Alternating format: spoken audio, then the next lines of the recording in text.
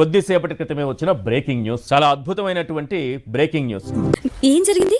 చాలా కాలంగా ఇప్పటి వరకు జరుగుతున్నటువంటి విశాఖ స్టీల్ ప్లాంట్ ప్రైవేటీకరణను అడ్డుకుంటూ కార్మికులు చేస్తున్నటువంటి ఆందోళన మనం చూస్తున్నాం. ఏం జరిగింది, ఏం జరుగుతోంది, ఏం జరగబోతోంది నాకిప్పుడే తెలియాలి.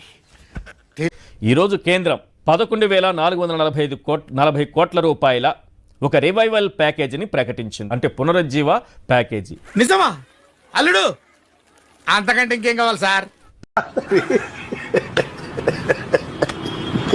ప్యాకేజ్ అనగానే మనకి ఎవరు గుర్తుకొస్తారు? ప్రత్యేక హోదాని తాకట్టు పెట్టి ప్యాకేజీ పొందింది ఎవరు?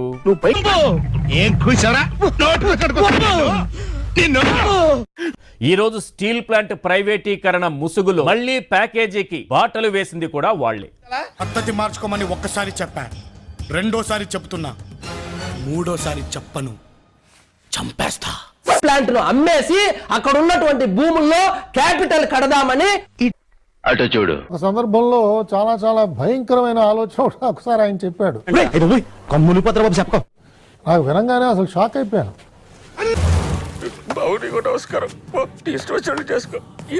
విశాఖపట్నంలో ఉన్న స్టీల్ ప్లాంట్ ని తీసేసి అక్కడ క్యాపిటల్ సిటీ కడదాం అన్నాడు ఆయన.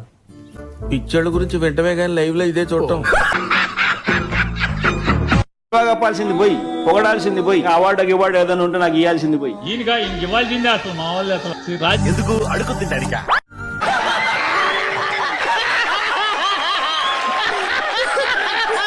ఏంది మాట?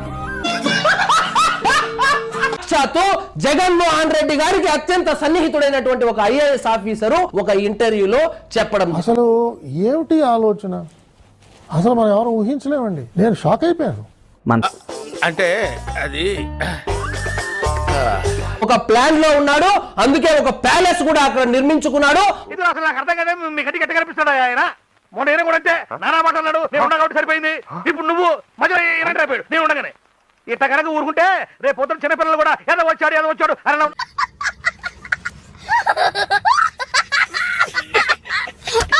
స్టీల్ ప్లాంట్ ఏదైతే ఉందో దానికి సంబంధించినటువంటి భూములు దాదాపు 7,000 ఎకరాలు.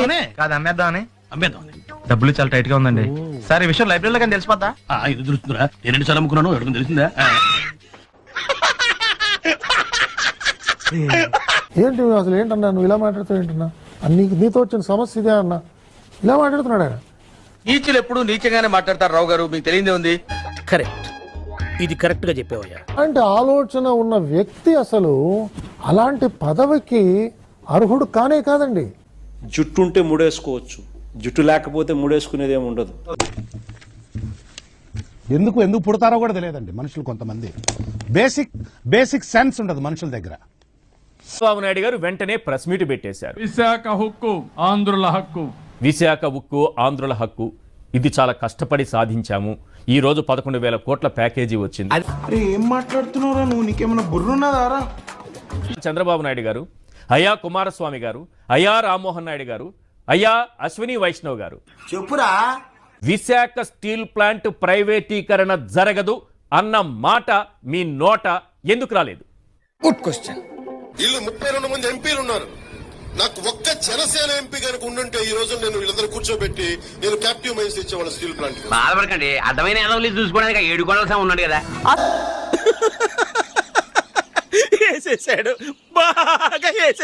సాధ్యం అనుకున్నది సుసాధ్యమైతే ఆనందమే వేరు.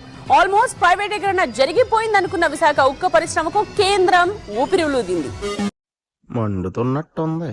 న్యూస్ వచ్చిందో లేదో క్రెడిట్ కొట్టేసేదానికి Jaganmohan Reddy and co ready అయిపోయారు. ఎదవనైపోయానన్న. మరి అదే నా ఎదవతనంతో పోల్చుకుంటే నీ ఎదవతనం ఒక ఎదవతనం అంటారా?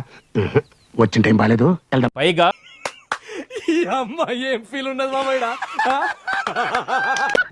ఈరోజు దీని వెనుకున్నటువంటి కుట్ర, దీని వెనుక అతి పెద్ద కుట్ర దాగుందని కార్మికులు అంటున్నారు. ఎవరు చెప్పారు? ఎవరో చెప్తే నమ్ముతా నేను? వాళ్ళే చెప్పారు. కర్మరా బాబు.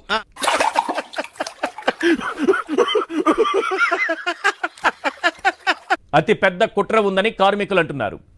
వైచీపో అంటున్నారు. 440 కోట్లతో ఒదిగేదేమీ లేదు. ప్యాకేజీ స్టార్లు ఉన్నంత కాలం, ప్యాకేజీ నాయకులు ఉన్నంత కాలం ఈ ప్యాకేజీల కిందే నడుస్తుంది. కానీ చెప్పు తెగుదే ఏదైనా మాట్లాడే అరెవరో తెలుసా? నేను పెట్టే ప్రతి పోస్ట్ ని లైక్ చేయడమే కాకుండా కామెంట్ చేసి 10 మందికి షేర్ చేసే ఉన్నత భావాలున్న వ్యక్తి. టచ్ చేసావయ్యా, నా గుండెల్ని టచ్ చేసావు. టచ్ లో ఉండు.